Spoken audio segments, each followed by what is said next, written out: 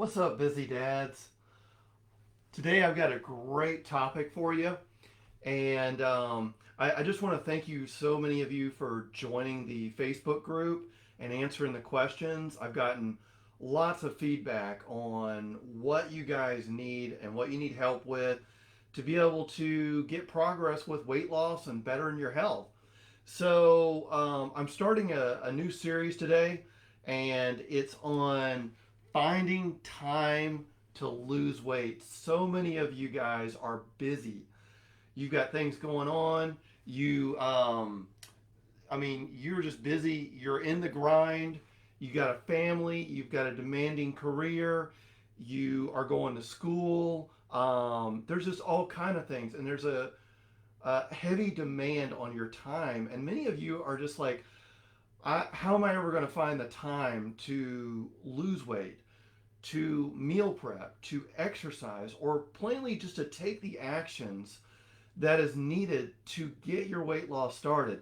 And today, that's what I want to talk about. And this is a big topic. I could literally talk for 2 hours on that. And I know you guys would just, uh, it would be too long.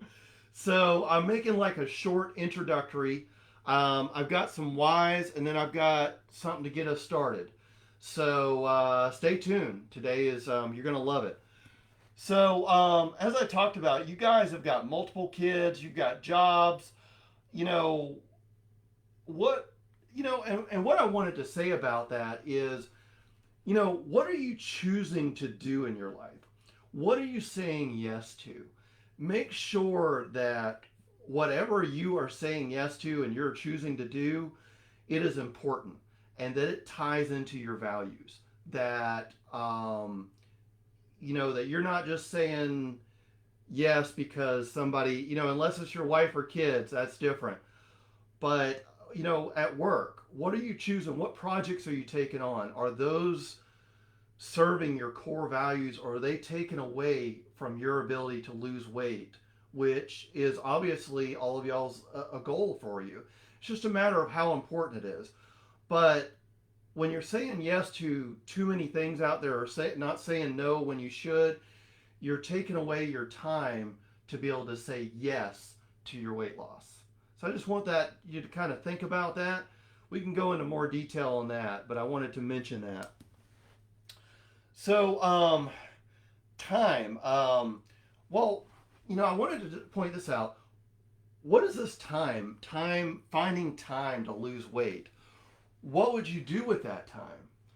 And, well, eating healthy. Eating healthy, it's kind of debatable whether it takes more time. I guess you can't just grab anything or go anywhere. You have to be more intentional about what you get. But I would make an argument between that. For one thing, when I go in a grocery store, 80% of the items I don't even look at. There's aisles I don't even go down. So that saves me time, because I'm only looking at the healthy foods, the things that I feel, after a decade of learning and research, are healthy. And so I just go to those areas. Those are the areas I look for sales, or I look for deals, or I pick up my products. And the rest of the grocery store I don't even look at. So that helps me get in and out faster. So really, in a lot of aspects, being healthy can help you to save a lot of time. And I'll explain some other ways here shortly. So also, time can give you time to exercise, learn, meal prep, relax, think.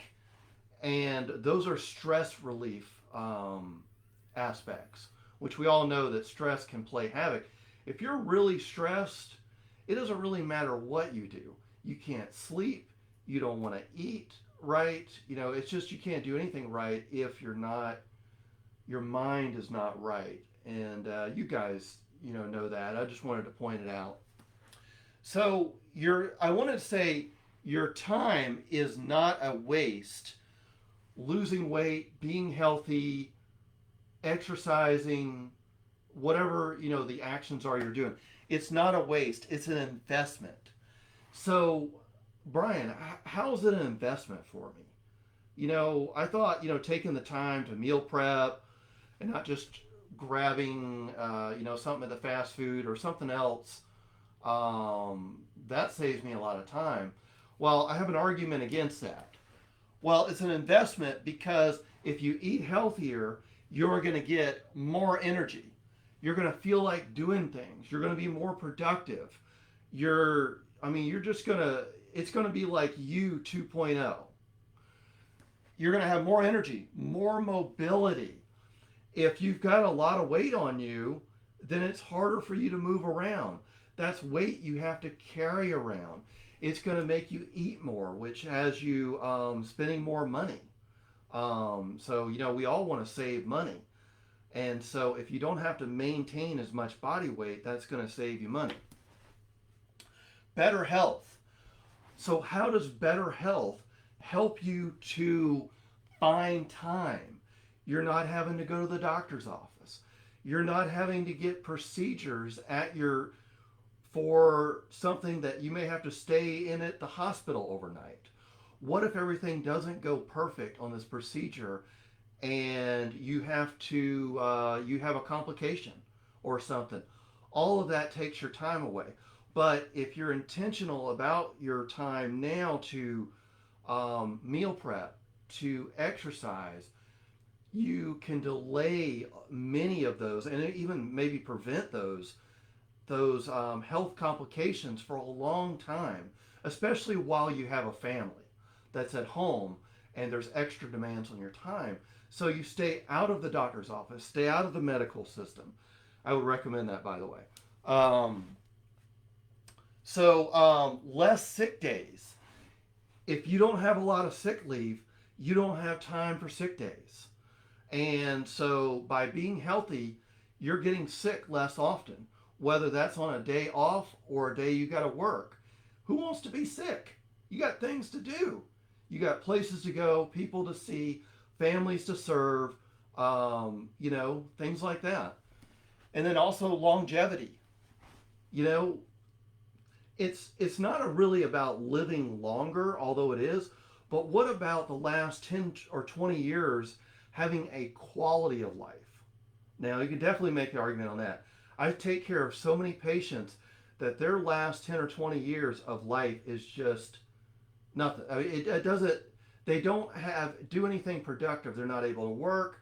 They're not able to travel. They're not able to get around. And by being healthy, you can make your last 10 or 20 years while you're retired count. You'd be able to do the things you want, hike, different things like that. So the investment is worth it. Making it a priority. That's the first thing you have to do is make a decision to allow time to be healthy. So I want to talk about this concept. Your day started yesterday. So what do I mean by that? Basically what I mean is, what time are you choosing to go to bed? I know for me, my, after 8 o'clock, I'm not really that productive. If I'm doing some writing or reading or something like that, sometimes I can do that, but most of the time I'm starting to fall asleep. And it's just not the most productive part of the day. Whereas at 5 a.m., it's quiet. I just had a great night's sleep, and my brain is running, a million miles a second. I can read and write, and a lot of times we just don't get that time to think. So what are some other ways that you can utilize that time at 5 a.m.? So basically what I'm saying is, when you go to bed an hour earlier, it's going to help you to wake up an hour earlier. So basically, early to bed, early to rise. I mean, we've been hearing that forever, but there is a lot of wisdom in that. And so I talked about this. I usually go to bed between 8:30. I don't ever go to bed at 10, but I wanted to kind of just let that be the cutoff. There's all kinds of different health aspects around this that we could talk about. And another thing I wanted to mention was, if you want to go to bed earlier, prepare your body for sleep. Okay? What do I mean by that? Don't exercise late. Maybe get a pair of blue light blocking glasses to keep the lights from out of your eyes, because we're not really meant to get all this light in that late at night. You know, we're meant to be seeing the dark outside, and that prepares our body and starts upping our melatonin in our body. So, you know, do things that relax you. Don't do things that get you stressed or riled up late at night. Maybe read a book. Maybe not on the computer, but a physical book. I know, right? That's almost. I still love physical books. I got my bookshelf right here. But anyways, do something like that to relax yourself. Take a little bit of melatonin, and then just lay down and try to go to sleep. It's a habit you have to build in. Um, so we talked about that. I mean, you know, the main thing about getting up early is it's quiet. So how can you use this early time at 5 a.m.? So what do you do at 5 a.m.? You can meal prep for your day. So you can get up and make your meals. It doesn't take that long. You can have the stuff planned ahead of time. You can have your wife make it. And then all you got to do is scoop it out, put it on your plate, and the decision is done. That is the magic. You want to make the decision ahead of time for your meals for the day. So I make 2 meals for myself, and I usually include a little snack or something. But I just pull that meal out, I heat it up, and I'm done. I don't have to go anywhere. I don't have to make anything. I don't have to think about it. And I know you guys have enough to think about, and just getting that decision off your plate when you're really not that hungry and you can make your food, you just make the decision ahead of time for your whole day. It works. It's magic. You can exercise, and that could be strength training or cardio. I have like a garage, a gym in my garage, and there's really not much to it. And you can do everything you need to get strong, get big, whatever you want to do, gain muscle. And it's all out there in your garage. You go out there, you work out 20, 30 minutes, and then you're back inside. You can prepare your meals, and you have everything you need for success right there. Another thing is, in the morning, you can learn, you can think, and you can also relax before you start your day and the kids get up, the wife gets up. All of my family sleeps longer than I do. And it gives me that time to build a foundation for a day of success. So, like I said, I thought, I was thinking about this because many of you struggle around having the time to lose weight.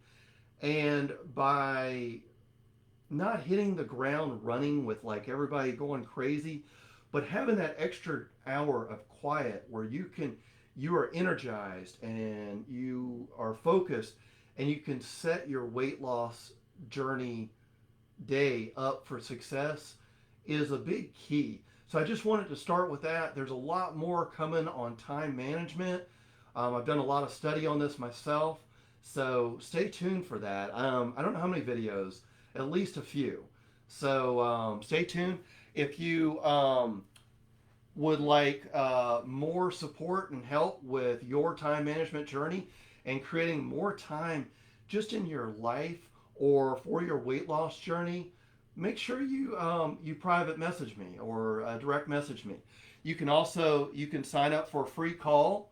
I have the link below this video, and check out my website at brianjknight.com.